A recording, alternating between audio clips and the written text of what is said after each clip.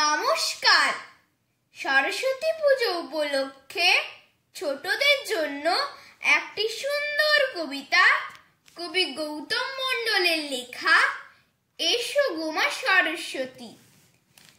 এসো গো মা সরস্বতী, তোমার জন্য আসনে পাতি, ফুল তুলে আজ ধূপ জ্বেলেছি, জ্বলুক এবার জ্ঞানের বাতি।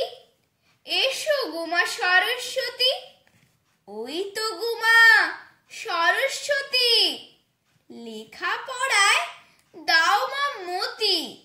লিখবো অ আ, পড়বো ক খ, কোলের কাছে স্লেটটি পাতি।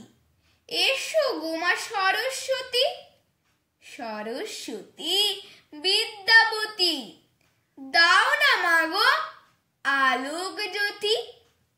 আঁধার সেরে উঠুক রবি, নতুন আলোর অরুন্ধতী। এসো গো মা সরস্বতী, জয় জয় মা সরস্বতী, কণ্ঠেতে দাও সুরের গতি।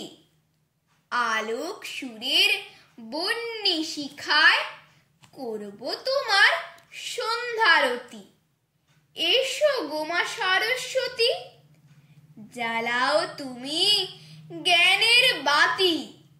আঁধার কেটে আসুক আলো, ভুবনটা হোক আলোর নদী। এসো গো মা সরস্বতী। নমস্কার।